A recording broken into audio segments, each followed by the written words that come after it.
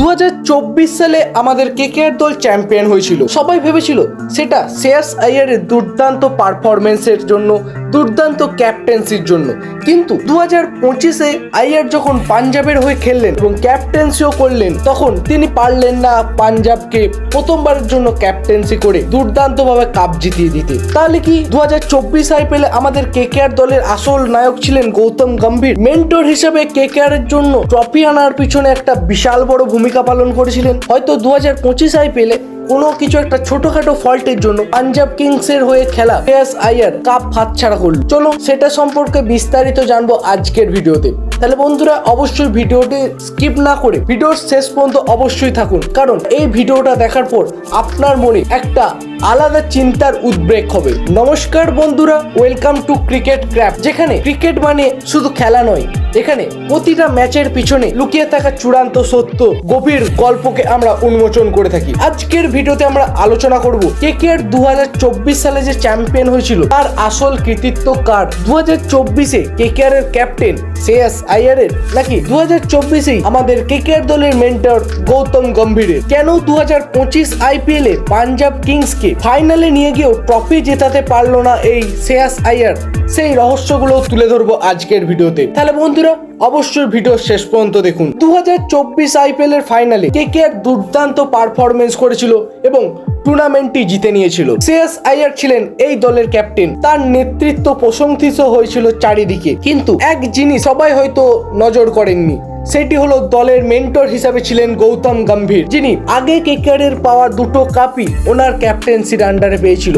একটা 2012 সালে এবং একটা 2014 সালে। তার স্ট্র্যাটেজিক প্ল্যান, ড্রেসিং রুমে management are fighting spirit inject করে একটা দুর্দান্ত পারফরমেন্সের জন্য দলকে তিনি তৈরি করেছিলেন তিলে তিলে। 2025 আইপিএলে শ্রেয়াস আইয়ার পাঞ্জাব কিংসের হয়ে খেললেন, ক্যাপ্টেন হিসাবেও ছিলেন তিনি পাঞ্জাব কিংসের দলে নিযুক্ত। টুর্নামেন্টে দুর্দান্ত পারফরমেন্স করে দলকে তিনি নিয়ে গিয়েছিলেন ফাইনালে, কিন্তু ফাইনালে গিয়ে হেরে গেলেন তিনি। শুধু একটা ম্যাচ নয়, ট্রফিটাও হাতছাড়া করলেন তিনি। তাহলে প্রশ্নটা হলো, যদি শ্রেয়াস আইয়ার এতই অসাধারণ অধিনায়ক হতেন, তাহলে 2025 আইপিএল কেন চ্যাম্পিয়ন করতে পারলেন না পাঞ্জাব কিংসকে প্রথমবারের জন্য? উত্তরটা হতে পারে খুবই সহজ। তার পিছনে লুকিয়ে আছে গৌতম গম্ভীরের নাম, যিনি ছিলেন 2024 আইপিএলে কেকেআর এর মেন্টর।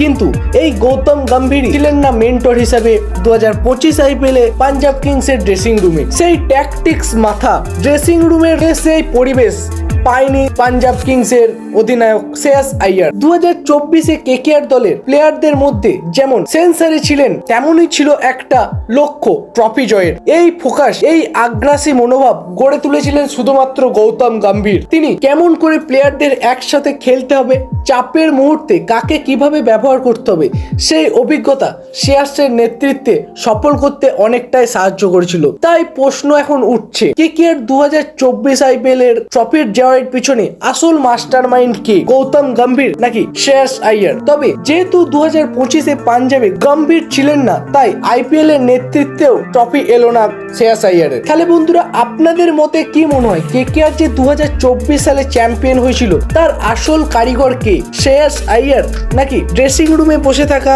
তৎকালীন আমাদের কেকেআর দলের মেন্টর গৌতম গম্ভীর? আপনাদের কি মতবাদ এ বিষয়ে অবশ্যই কমেন্টে লিখে জানান। ভিডিওটি ভালো লেগে থাকলে লাইক করুন এবং চ্যানেলে যদি আপনি নতুন হয়ে থাকেন এবং এরকম ক্রিকেট মিস্ট্রি সম্পর্কে ভিডিও পেতে চান, তাহলে অবশ্যই আমাদের চ্যানেলটি সাবস্ক্রাইব করতে ভুলবেন না।